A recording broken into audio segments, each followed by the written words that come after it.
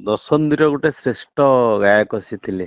ପ୍ରଥମ ପସନ୍ଦ ଲୋକଙ୍କର ହଉ, ସଙ୍ଗୀତ ନିର୍ଦ୍ଦେଶକଙ୍କର ହଉ, ଡାଇରେକ୍ଟରଙ୍କ ହଉ, ସମସ୍ତଙ୍କର ଗୋଟେ ପ୍ରଥମ ପସନ୍ଦ ସିଏ ଥିଲେ।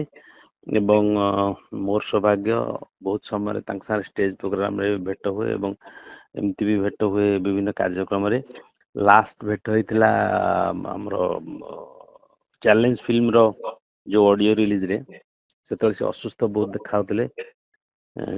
ମୁଁ ତାଙ୍କୁ ପଚାରିଥିଲି ତାଙ୍କ ସ୍ୱାସ୍ଥ୍ୟ ଅବସ୍ଥା ବିଷୟରେ ଏବଂ ଅସୁସ୍ଥ ଥିଲେ ବି ସେ ବହୁତ, ମୁଁ ଦେଖିଲି ସେଠି ସେ ମାନେ ଆନନ୍ଦରେ ଥିଲେ, ହେପିରେ ଥିଲେ, କମେଡି ବି କରୁଥିଲେ ମୋ ସାଙ୍ଗରେ। ଏବଂ ମୋର ସୌଭାଗ୍ୟ ଯେ ମୋ ପାଇଁ ସେ ବି କଣ୍ଠଦାନ କରିଛନ୍ତି ଧୋର ବାୟା ଧୋ ଗୀତରେ। ସେ ମୋ ମାନେ ଏମିତି ବେଳେ ବେଳେ ଦେଖା ହେଲେ କହନ୍ତି ଯେ ହରି ଭାଇ ଆପଣ ଯୋଉଥିରେ ଆକ୍ଟିଂ କରିବେ ଆପଣଙ୍କ ମୁଁ ଗାଇବି, ଆପଣ ଯୋଉଥିରେ ଆକ୍ଟିଂ କରିବେ ଆପଣଙ୍କ ପାଇଁ। ଏମିତି ଗୋଟେ ସୌଭାଗ୍ୟ ଆସିଲା ଯେ ଧୋରେ ବାବୁ ଧୋରେ ସେ ଗାଇଥିଲେ। ଏବଂ ପରବର୍ତ୍ତୀ ସିନେମାରେ ନବାକୁ ଚାହିଁଲେ ବି, ହଁ ଦୁଇଟି ସିନେମା, ଆଉ ଗୋଟେ ସିନେମା ବି ଆଇ ଏମ୍ କାଳିଆରେ ବି ସେ କଣ୍ଠଦାନ କରିଥିଲେ। ତେଣୁ ସମସ୍ତେ ସବୁ ମାନେ ସବୁ ବର୍ଗର ଲୋକ, ଛୋଟ ଠାରୁ ବଡ ଯାଏ ସମସ୍ତେ ତାଙ୍କର ଫ୍ୟାନ୍ ଥିଲେ ଏବଂ ସମସ୍ତେ ଝୁରୁଛନ୍ତି। ଏବଂ ମୁଁ ମିଶିଛି ତାଙ୍କ ସାଙ୍ଗରେ ବ୍ୟକ୍ତିଗତ ଭାବରେ, ବଡ ଭାଇର ସମ୍ମାନ ଦିଅନ୍ତି। ଭଲ ମଣିଷ ଜଣେ ଥିଲେ ସେ, ମାନେ କଳାକାର ବାଦେ ଗୋଟେ ଜଣେ ଭଲ ମଣିଷ। ସେଥିପାଇଁ ସମସ୍ତେ ଝୁରୁଛନ୍ତି ତାଙ୍କ ସାଙ୍ଗରେ। ଯିଏ କାମ କରୁଛି ସେ ଝୁରୁଛି, ମାନେ ତା ଆଖିରୁ ଲୁହ ବାହାରି ଆସୁଛି, ମାନେ କଥାକୁ ରୋକି ପାରୁନି।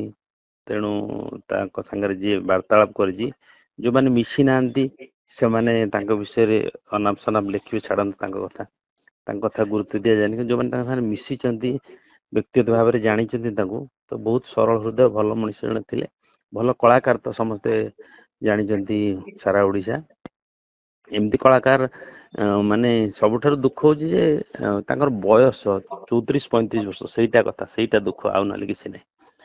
ଆଉ କଳାକାର ଜୀବନ ତ ବିଭିନ୍ନ ପ୍ରକାର ଦୁଃଖ ଆସେ, ତାକୁ ଅତିକ୍ରାନ୍ତ କରିକି ଯିବାର ଅଛି।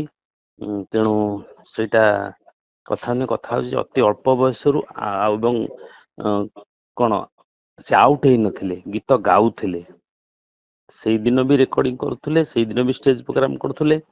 ତେଣୁ ସିଏ ଥିଲେ, ମାନେ 34 ବର୍ଷ ବୟସରେ ସେ ପୁରା ତାଗଡା ହେଇକି ଥିଲେ, ଗୀତ ବି ଭଲ ସୁନ୍ଦର ଗାଉଥିଲେ। ସେଇ ସମୟରେ ତାଙ୍କର ଯୋଉ ଅକାଳ ବିୟୋଗ, ସେଇଟା ଦୁଃଖ ପୂର୍ଣ୍ଣ ଘଟଣା। ଏବଂ ଆଉ ସେମିତି ବୋଧେ କଷ୍ଟ ହବ, କାରଣ ବହୁତ ବର୍ଷ ମୋର ହେତୁ ହେଲା ଦିନରୁ ଯେ ଏମିତି ଏକ ସିଙ୍ଗର, ମତେ ଚିତ୍ତ ଜେନାଙ୍କ କଣ୍ଠ ବହୁତ ଭଲ ଲାଗୁଥିଲା। ତାପରେ ବହୁତ ଦିନ ପରେ ଏଇ ହ୍ୟୁମାନ ସାଗରଙ୍କ କଣ୍ଠ ମତେ ଆମୋଦିତ କରିଥିଲା, ଭଲ ଲାଗୁଥିଲା। ତେଣୁ ମୁଁ ମର୍ମାହତ, ଏବଂ ମୁଁ ଆଉ ସେମିତି ଜଣେ ସାନ ଭାଇ, ସେମିତି ଜଣେ ସିଙ୍ଗର ପାଇପାରିବି ନାହିଁ ଆଉ ଜୀବନରେ, ଭାବୁଛି।